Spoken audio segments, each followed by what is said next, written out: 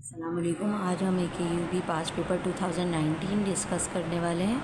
तो इस पेपर के अंदर जो MCQ 1 है, क्योंकि ये अभी तक डिस्कस नहीं हुआ, तो यहाँ पे MCQ 1 पे बहुत क्वेरीज़ आ रही थी कि कैसे सॉल्व करने हैं ये सारे MCQs। तो पहले क्वेश्चन पे चलते हैं। सबसे पहले तो आपको स्क्वायर रूट हटाने के लिए स्क्वायरिंग करनी पड़ेगी, राइट। तो ये हो जाएगा ax² bx + 64 equal to squaring उस सेकंड साइड पे करोगे तो 4 का 16 x + 2 होल स्क्वायर। अब आपने क्या करना है, इसको ओपन करना है। तो देखो 16 तो ऐसे ही रहेगा, ये a + b होल स्क्वायर से ओपन होगा, तो ये हो जाएगा 4x + 4। अब मुझे मिड वाली वैल्यू से सिर्फ कंसर्न है, बट स्टिल मैं यहाँ मल्टीप्लाई करा देती हूँ। 64x और प्लस का 64, 16 सबसे मल्टीप्लाई हो गया। अब मुझे कह रहे हैं b की वैल्यू निकालने को। देखो b के साथ x है, तो आप x वाली को ही कंपेयर करोगे, तो b की वैल्यू आ रही है 64। लेकिन अगर a निकालने को बोलते तो ये आता 16। तो इसका करेक्ट ऑप्शन आ रहा है आपके पास ऑप्शन नंबर ए। नेक्स्ट पे चलते हैं। नेक्स्ट में कह रहा है 45x² is the least common multiple. अच्छा, ये वाला क्वेश्चन ना बहुत इजी सा लग रहा है कि मुझे LCM निकालना है सिर्फ। लेकिन अगर मैं LCM निकालूँ ना, तो सबसे पहले तो हम प्रायर नॉलेज पे चलते हैं। हम नंबर का LCM ले लेते हैं। हम ऐसे ही लेते थे ना 45 का। तो 45 के जो फैक्टर्स आ रहे हैं ना, वो आ रहे हैं 315, 35। यानी या तो मेरे पास आ सकता है, अगर मैं LCM के अकॉर्डिंग देखूँ तो 9 × 5 आ सकता है। अगर मैं 15 × 3 लेती हूँ तो देखो एक 3 यहाँ पे भी कॉमन आ जाएगा, यानी 15 और 3 का कॉम्बिनेशन लेती हूँ अगर मैं नंबर्स की बात करूँ तो ये भी आ जाएगा। तो LCM में हम कॉमन को एक ही दफ़ा लिखते हैं, तो फिर मेरा LCM 15 आएगा, 45 नहीं आएगा। तो इसका मतलब है या तो मेरा ऑप्शन C है या फिर मेरा ऑप्शन D है, क्योंकि 9 और 5 कम्प्लीटली चेंज होने चाहिए, तभी LCM में ये दोनों का 45 प्रोडक्ट आने वाला है। बात समझ आ रही है? अच्छा, अब इसी तरीके से x² को देख लेते हैं। तो देखो अगर मैं x और x लूँगी ना, तो LCM में एक ही x आएगा, क्योंकि कॉमन में चले जाएगा। तो नॉन कॉमन और कॉमन को मिला के x² और x हो ना अगर मेरे पास, तो x² का मतलब है 2 टाइम्स x और एक x।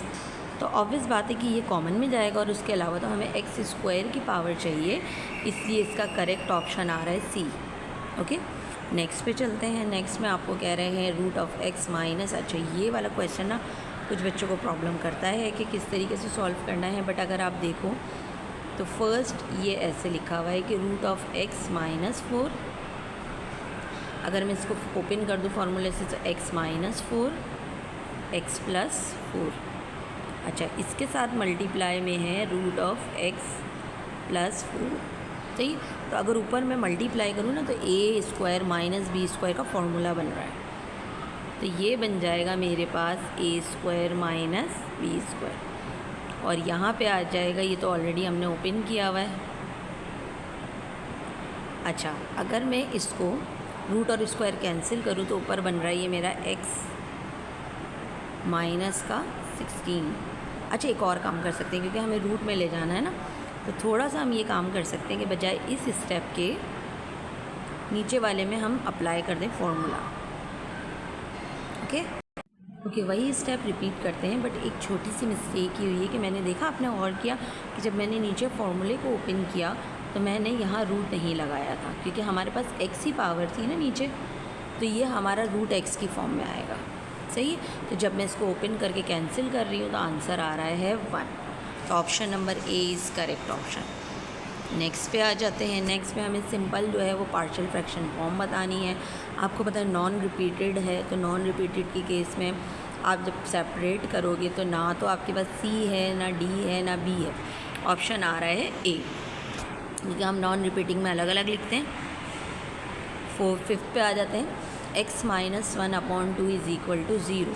आप अगर इस 2 को शिफ्ट कराओगे तो ये हो जाता है x - 1 = 0, क्योंकि 0 से मल्टीप्लाई होके क्या हो जाएगा 0। अब इसको शिफ्ट करा दो, x = 1। So option number D is correct. Next, absolute of -x = बेटा एब्सोल्यूट का आंसर तो हमेशा से हमें पता है कि नल सेट आता है अगर सेकंड साइड पे नेगेटिव हो, यानी ये वाली चीज़। तो ये जस्ट प्रैक्टिस कर लेना जिसने नहीं किया है, ऑप्शन क्या आ रहा है? Null set. अच्छा, डी ऑप्शन क्यों नहीं हो सकता? क्योंकि ये आपको पता है कि एलिमेंट बन जाता है अगर आप ब्रैकेट के अंदर लिखो तो डी तो इसका आंसर नहीं है। नेक्स्ट पे चलते हैं। नेक्स्ट में हमें कह रहे हैं the inequality with the best describe. अच्छा, अब मुझे क्या करना है? देखो एम नज़र आ रहा है, इससे कंफ्यूज नहीं होना। एम और एम बोथ साइड कैंसिल हो जाएगा, या आप सिंपल इसको डिवाइड कराओगे ना तो ये 1 आ जाएगा। तो x minus 1 is greater then 1 हो गया, x इज़ ग्रेटर देन 1 उधर जाएगा तो 1 + 1 कितना हो गया? 2। तो x इज़ ग्रेटर देन 2 कौन सा ऑप्शन है? Option number D. ओके, 8 पे आ जाते हैं। अच्छा, पास पेपर ज़रूर देखना क्योंकि 9th में भी पास पेपर्स को देखा गया है, यानी उसका 30 MCQs आए हैं, तो आपको ज़रा थोड़ा सा फोकस करना है। If x is a negative number then the numerical mathematical statement which must be true is. एक नेगेटिव नंबर है, नेगेटिव का मतलब है x इज़ लेस देन 0। हमेशा x इज़ लेस देन 0 का मतलब होता है नेगेटिव नंबर। अगर x इज़ ग्रेटर देन दिया हुआ है तो positive. So option number C is correct. Next, the linear graph is satisfy the equation. अब देखो इस तरह के क्वेश्चंस में ना ग्राफ प्लॉट करने की नीड नहीं है, बट लेट सपोज अगर मैं बात करती हूँ कि कौन सी वाली इक्वेशन आ रही है तो सिंपल सेटिस्फाई इक्वेशन करो, यानी आप ये वाला कॉलम लो, सही है, इसको पुट करके देखो कहाँ आ रहा है। तो अगर मैं फर्स्ट में पुट करती हूँ ना तो y is equal to -1, y की जगह पे मैंने -1 रखा, वहाँ पे 2 रखा इसके करस्पॉन्डिंग, तो ये -1 ही आ रहा है, ये तो सेटिस्फाई हो गया फर्स्ट से ही। ठीक है, अब सेकंड वाले को भी चेक कर लेते हैं। y इज़ 2 और 1 माइनस और -1, तो 2 इज़ इक्वल टू 2। तो इसमें सेटिस्फैक्शन चेक करते हैं या सेटिस्फाई या वेरीफाई करते हैं, जो हम साइमल्टेनियस में करते थे, तो हमें ज़्यादा इजी क्वेश्चन मिलता है। अदरवाइज़ आप सॉल्व करोगे तो आपको लिए थोड़ी सी प्रॉब्लम हो जाएगी। सही है, वैसे हमें पता है कि स्लोप निकालना पड़ेगा, तो option number A is correct. अब इसमें लक थी कि आपका फर्स्ट पे ही आंसर आ गया, अदरवाइज़ ये सेकंड थर्ड वाला भी हो सकता था। बट अगर एक इक्वेशन सेटिस्फाई कर रही है तो उसी टाइप की दूसरी इक्वेशन को सपोज कर लेना। नेक्स्ट पे आ जाते हैं। आपके पास 4 ग्राफ्स हैं और उन्होंने पूछा है ए वाई इज़ इक्वल टू ए। अगर मैं इसको शिफ्ट कराऊँ ना तो y इज़ इक्वल टू, अगर a को इधर ले जाऊँ तो -a हो गया, और ये वाला a जब इधर आएगा तो ये डिवाइड हो जाएगा, राइट। तो y इज़ इक्वल टू -1 की इक्वेशन बनानी है, और y इज़ इक्वल टू -1 मैंने आपको बताया था it is parallel to x axis. तो पैरेलल टू x एक्सिस में नेगेटिव की कौन सी वाली आ रही है? पहली बात तो ये देखो, a वाली तो हो ही नहीं सकती, a वाली तो हो ही सॉरी फर्स्ट वाला जो जहाँ a और -a आ रहा है वो तो हो ही नहीं सकती ना आपके पास। इसका आंसर या तो 1 आ रहा है या -1 वाली पे फोकस, तो b और c वाले ऑप्शंस तो करेक्ट है ही नहीं। अब आपके पास बचा a और c, a और d। तो a और d में देखो -1 वाली कौन सी आ रही है? a, तो करेक्ट ऑप्शन है इसका a। ओके, अगर ये पॉजिटिव आ रहा होता ना y की वैल्यू तो ये ऊपर की तरफ होती। ओके, नेक्स्ट पे आ जाते हैं। नेक्स्ट में हमें ये क्वेश्चन दी हुई है। अच्छा, ये आया भी था आई थिंक, और मैंने आपको ये भी बोला था कि ये क्वेश्चन सॉल्व करने के लिए आपको थोड़ा सा ना इस पर फोकस करना पड़ेगा कि इस क्वेश्चन को सेटिस्फाई कौन कौन सी वैल्यूज़ कर रही हैं। अब अगर मैं यहाँ पे देखूँ ना, अगर मैं यहाँ पे देखूँ तो यहाँ पे ना आपके पास y is equal to -2x + 2c, सही है। इसमें अगर मैं पॉइंट्स निकालूँ, कोऑर्डिनेट्स, सॉरी पेन निकालते हैं फिर चेक करते हैं कि इसमें क्या कर सकते हैं। इसके कोऑर्डिनेट्स क्या होंगे? x की वैल्यू -c और y 0 होता है एक्सिस पे, और यहाँ के कोऑर्डिनेट्स क्या होंगे? x की वैल्यू 0 और y की वैल्यू -c। अब इन दोनों को पुट करके चेक करो कि कौन से वाले क्वेश्चन में सेटिस्फाई कर रहा है। अगर मैं पहले वाले में जाऊँ तो 2 इसको ले लेते हैं ना, 2 y की जगह 0 पुट करो। अच्छा, सेकंड साइड पे x की जगह पे c पुट करो, यानी माइनस का c, ये 2 अंदर है ना, तो -2c हो जाएगा और प्लस का 2c, तो -2c प्लस का 2c 0 होता है। तो फर्स्ट वाली तो इक्वेशन सेटिस्फाई कर रही है। एक को कर लो, दूसरे को हम बाद में देख लेंगे। अच्छा, यही पॉइंट्स मैं सेकंड वाले में पुट करके देखती हूँ, तो y की जगह 0, x की जगह माइनस प्लस c और -c, तो प्लस माइनस कैंसिल, तो सेकंड वाली इक्वेशन भी सेटिस्फाई कर रही है। अब थर्ड पे आ जाते हैं। 2 y की जगह 0 पुट करोगे थर्ड वाली में, x की जगह -c पुट करोगे तो -2c हो रहा है, तो ये सेटिस्फाई नहीं कर रही है। तो आपका करेक्ट ऑप्शन बी है, जिसमें कहा गया है कि 1 and 2 are the points of the straight line. तो अगेन देखो, आप ना बार बार इस चीज़ को ड्रॉ करने की कोशिश नहीं करना, क्योंकि फर्स्ट ईयर सेकेंड ईयर का एक फार्मूला होता है जिसके अंदर हम स्लोप y2 - y1 लगा के इक्वेशन निकाल सकते हैं। यहाँ हमें इक्वेशन निकालने का कॉन्सेप्ट नहीं है, हम सिर्फ उसको सेटिस्फाई करा के चेक कर लेंगे। तो आप इतने कॉम्प्लिकेशंस में नहीं जाओ, सिंपल करो काम को। 3/2x² स्टैंडर्ड फॉर्म क्या होती है? स्टैंडर्ड फॉर्म में हम जो है वो क्या करते हैं, हम ax² + bx + c की फॉर्म लिखते हैं, राइट। अब इसको स्टैंडर्ड बनाने के लिए पहले तो मुझे एलसीएम लेना पड़ेगा। 2 एलसीएम आ गया है, 2 यहाँ पे भी आ जाएगा, 2x², 2 2 ज़ा, अच्छा ये वाला 2 हो गया, अच्छा क्रॉस कराओगे तो ये 4 हो गया, 2 2 ज़ा 4x। अब 4x को इधर आना चाहिए लेफ़्ट में, तो ये नेगेटिव हो गया।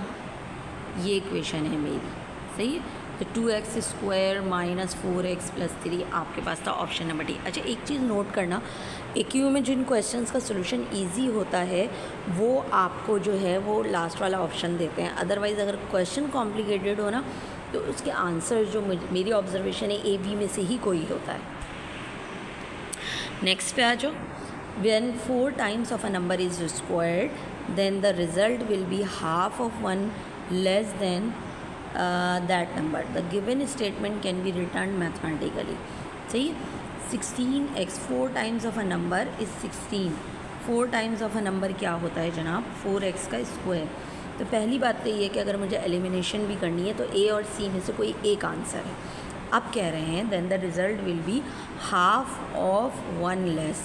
Half of 1 less than that number का मतलब है कि मुझे हाफ करना है और x - 1 करना है, क्योंकि 1 लेस देन और हाफ बाद में बोला है।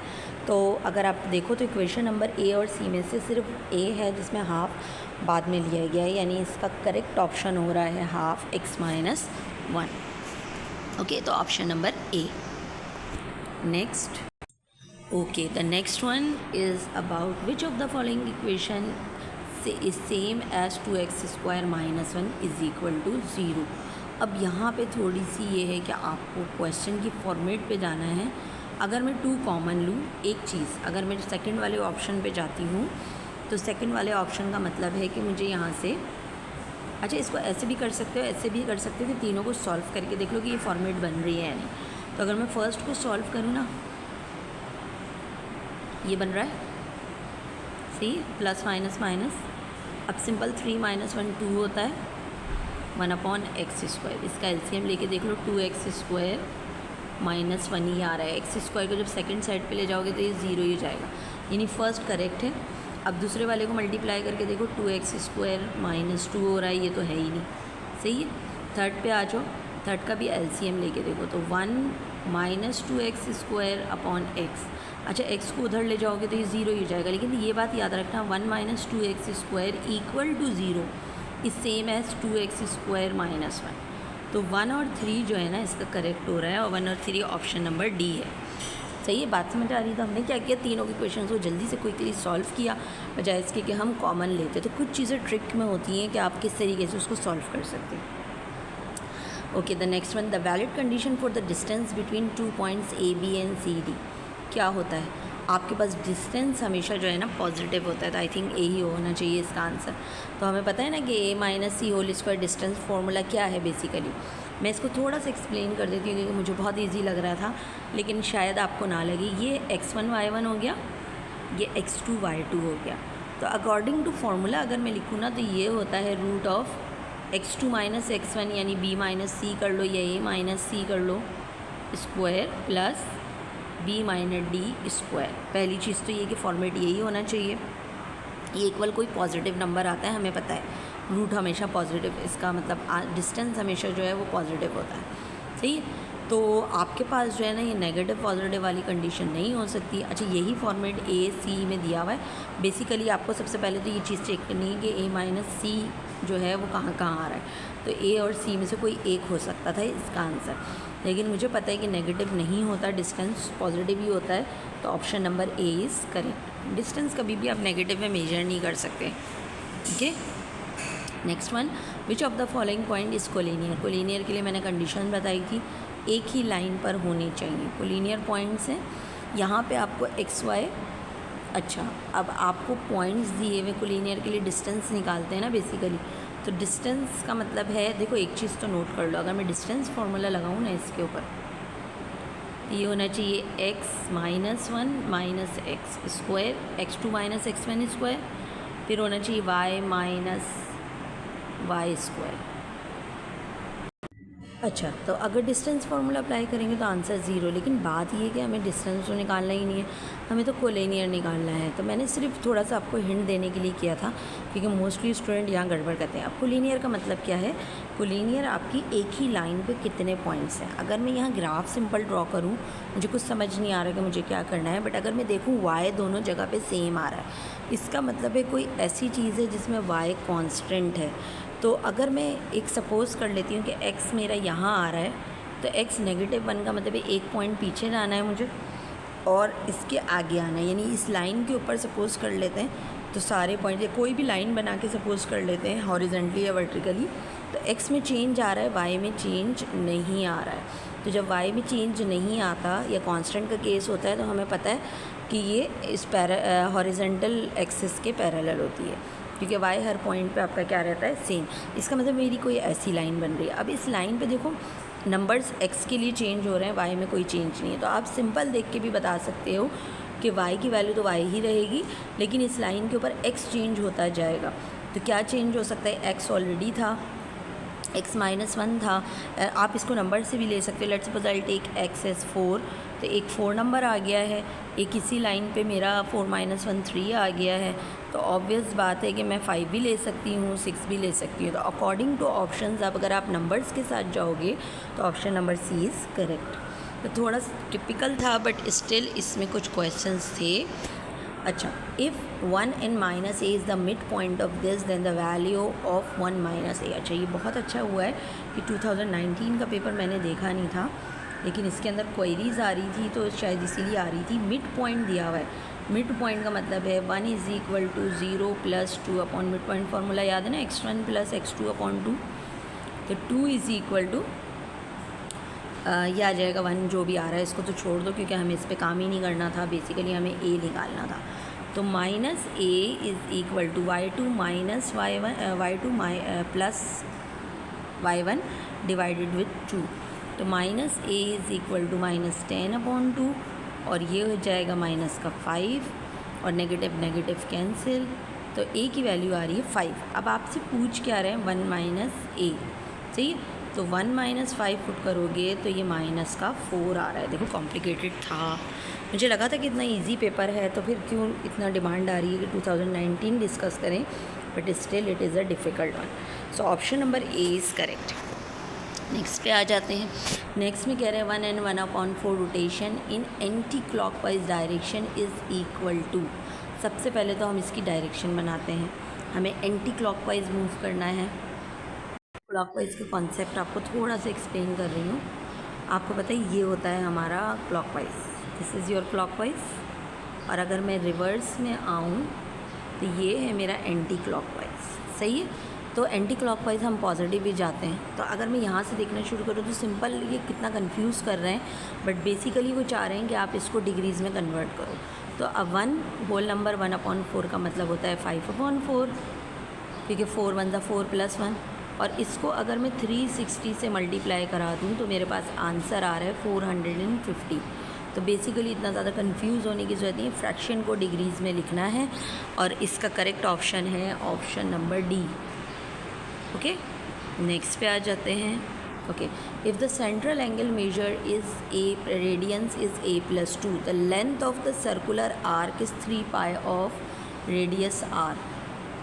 सही है। अगर आपके पास जो सेंट्रल एंगल है वो दिया हुआ है अल्फ़ा + 2, इन रेडियंस ऑलरेडी गिवन है, तो थीटा तो मेरे पास हो गया क्या,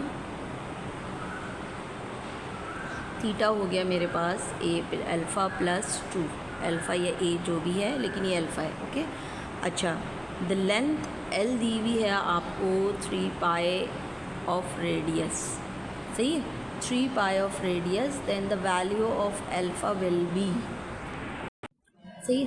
अब देखो लेंथ जो है ना लिखा हुआ भी है कि ये रेडियस की है, तो आप आर भी लगाओगे।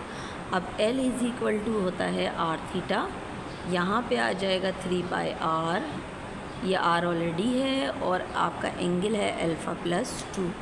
आर को डिवाइड कराओगे तो ये कैंसिल हो जाएगा। अब ये 2 की इक्वेशन बन गई है 3 pi is equal to alpha plus 2। 2 को उधर ले जाओगे। अच्छा, ये बहुत अच्छा पेपर है, बहुत डिफरेंट पेपर है। तो अल्फ़ा की वैल्यू आ रही है 3 पाई माइनस 2। तो आपका option number B is the correct option. Okay, next पे आ जाते हैं। If the sum of all quadrants angle is X, then X must be equal to sum of all quadrant angles. आपको individual करना है, आपको इसमें इंडिविजुअली देखना है कि हर क्वाड्रेंट का क्या क्या होता है। सही। तो अब कैसे देखना है ये देख लो। पहले मैंने क्या करना है, फर्स्ट क्वाड्रेंट का सम 90 होता है। सेकंड में अगर मैं आ जाऊँ तो इसका सम होता है 180। थर्ड पे अगर मैं आ जाऊँ तो सम होता है 270, और अगर फोर्थ पे आ जाऊँ तो ये होता है 360। तो बेसिकली आप इन चारों को ऐड कर रहे हो, यानी 360, 270, 90 और 180। तो आई थिंक ये 270 प्लस 90 तो आपको अगेन 360 दे देगा, 720 एंड 180। आंसर आ रहा है आपके पास ऑप्शन नंबर डी। सही। तो ये आपका करेक्ट ऑप्शन है। नेक्स्ट पे आ जाते हैं।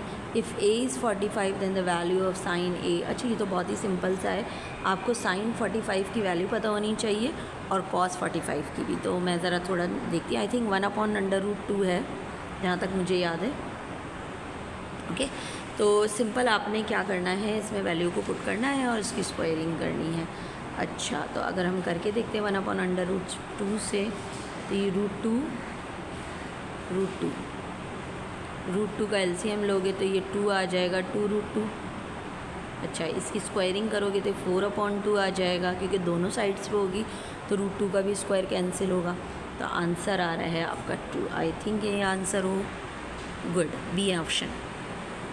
Next, which one of the following length do not form a right angle triangle. इनमें से कौन सी है जो राइट एंगल ट्राइंगल बना रही है। सबसे पहली बात, कुछ लॉजिकल चीज़ें हैं जिनको हम कर सकते हैं। अगर आप देखो तो सिंपल से एक प्री-प्रायर नॉलेज को यूज़ कर लेते हैं। नॉट की बात हो रही है ना, तो हम सिंपल वाली वो लॉजिक लगाते हैं जिसमें हम कहते थे कि हमारे पास 2 ट्राइंगल्स के साइड्स का सम थर्ड से बड़ा होना चाहिए, याद है ना। तो मैं यहाँ सम करके देख लेती हूँ। 7, अगर मैं फर्स्ट 2 को देखूँ ना, इधर नज़र ही आ रहा है कि सी ऑप्शन में 5 + 5 = 10 है, बड़ा नहीं आ रहा। तो जब ये ट्राइंगल ही फॉर्म नहीं कर रहा तो राइट एंगल ट्राइंगल क्या फॉर्म करेगा। तो directly within a second मुझे पता चल गया कि option number C is the correct one. Okay, तो आपने देखा कि मैंने हर एक की कैलकुलेशंस नहीं करी, मैंने अपनी प्रायर नॉलेज यूज़ करी है जो क्लास 9 की नॉलेज थी। You can apply any one of them out of the box. So यहाँ पे देखें। अच्छा, नेक्स्ट वाला ये मैं आई थिंक करा चुकी हूँ। In a given diagram, the diagram of the circle is AB, and you know if it is a center of the circle then obviously it makes a 90 degree at AB। सही है। यहाँ पे क्या बना रहा है 90 डिग्री। तो ये बेस हो गया, base square plus perpendicular square is equal to hypotenuse square. अच्छा, और हमें लेंथ ही निकालनी है ना। हाँ, डायमीटर निकालना। तो h² लेट सपोज AB है तो AB का स्क्वायर ले लेंगे। अच्छा, अब AB² वाला ऑप्शन कौन सा आ रहा है हमारे पास, रूट आ जाएगा ना। अच्छा, ये आ गया मेरे पास रूट ऑफ, सॉरी पेन निकालना था, स्क्रीन हिलना शुरू हो गई है। B² + A², but it is a diameter. They ask you about the radius. तो रेडियस इसका हाफ होता है डायमीटर का, राइट। तो ऑप्शन नंबर आ रहा है मेरे पास C। नेक्स्ट वन, नेक्स्ट में कह रहे हैं, ये कराया नहीं था मैंने। इफ़ द लेंथ ऑफ द साइड्स ऑफ राइट एंगल ट्राइंगल आर KL and MM such that L is less than K less than M, then according to Pythagoras theorem। अच्छा, यहाँ पे इन्होंने बता दिया है कि L, K और M में M सबसे बड़ा है। आपको पता है क्रोकोडाइल माउथ बताता है। तो अगर M सबसे बड़ा है ना तो M मेरा हाइपोटेन्यूज है। तो M² is equal to L² + K² होना चाहिए, राइट। अब अकॉर्डिंग टू सिचुएशन देख लेते हैं किसकी बात हो रही है। यहाँ पे k के साथ k प्लस एल स्क्वायर। अच्छा लास्ट वाले ऑप्शन को देखो, अगर मैं यहाँ l को यहीं छोड़ दूँ तो k, ओके आज कुछ स्क्रीन के साथ हो रहा है कि ये घूम रही है अपने आप, शायद इसका भी लास्ट डे है तो पेपर का, तो ये भी कंफ्यूज हो रही है शायद। k स्क्वायर ये वाली इक्वेशन जो है ना, ये लास्ट वाली बन रही है, तो इसका मतलब है कि मेरा ऑप्शन नंबर डी करेक्ट है। 25 पे आ जाओ। 25 में कह रहे हैं कि दो आपका टेंजेंट्स हैं। अच्छा दे मेक्स अ क्वाड्रिलेटरल। करना क्या है तो क्विकली करते हैं। 25 से 27 तक के क्वेश्चंस में यही फिगर यूज़ हो रही है। 25 में कह रहे हैं एस क्यू आर निकालना है। पहले तो एस क्यू आर है कहाँ हमारा, अच्छा एस क्यू आर हमारा यहाँ कहीं है, सही है। और हमें पता है कि अगर ये टेंजेंट है तो ये 90 डिग्री है, सही है। तो 90, अच्छा कुछ और नहीं दिया हुआ। If two tangents are O, two tangent are from P and Q, P Q से दो टेंजेंट्स ड्रॉन हो रहे हैं to the circle of S R respectively. अच्छा ये दिया हुआ है ना S Q R, S Q R दिया हुआ है। मैं भी ये बोलूँ कि कुछ दिया नहीं है और पूछ कितना कुछ रहा है। एस क्यू आर ये पूरा एंगल दिया हुआ है आपको 72। अब मुझे पता है बाइसेक्ट करा रहा है तो 72 का हाफ करूँगी 36, सही है।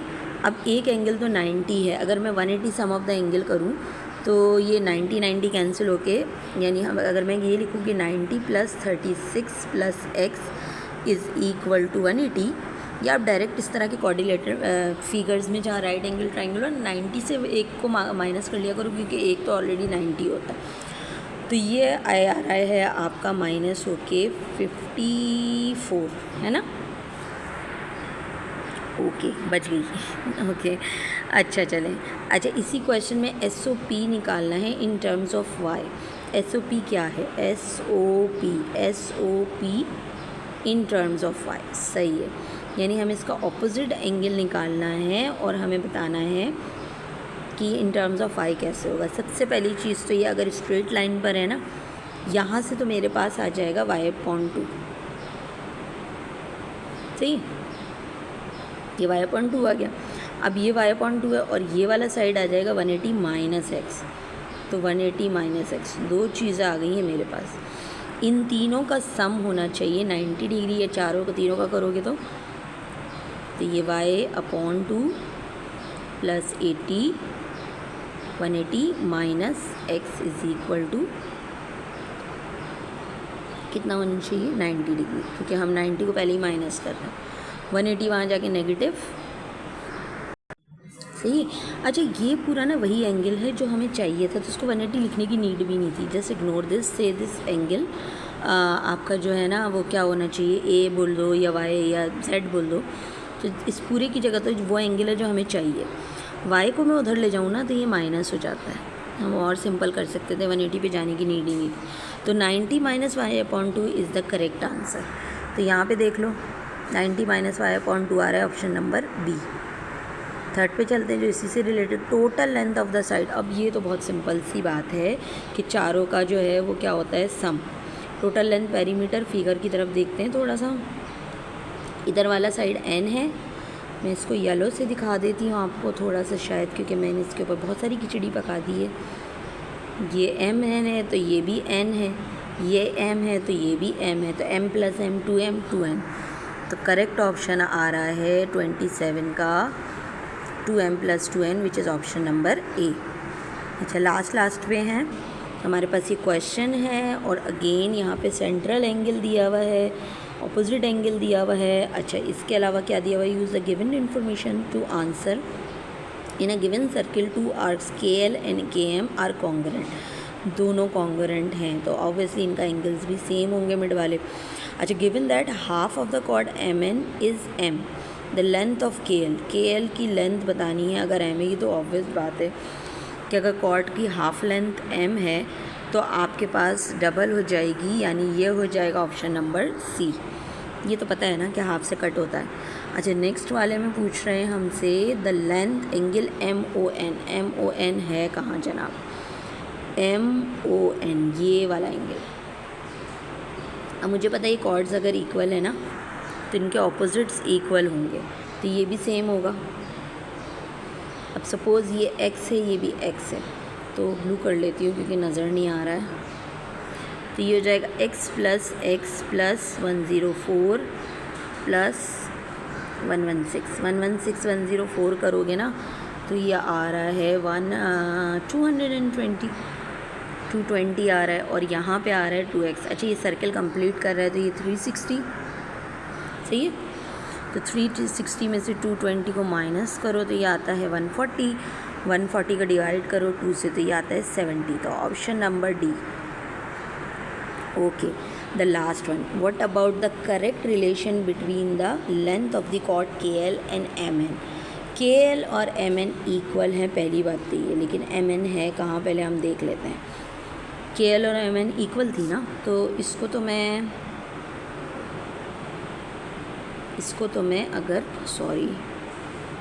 मैं अगर ऐसे भी लेती ना कि KL is equal to MN, ये तो कॉन्ग्रुएंट है। जब कॉन्ग्रुएंट है तो इधर शिफ्ट करूँगी तो माइनस हो जाएगा, सही। तो करेक्ट ऑप्शन आ रहा है option number C. I hope कि ये पेपर अब आपको समझ आ गया होगा, और इंशाल्लाह शाम तक मैं एक और कोशिश करती हूँ प्रैक्टिस क्वेश्चंस की, ताकि आपकी और प्रैक्टिस हो जाए। तो अल्लाह हाफ़िज़ फ्रॉम माई साइड।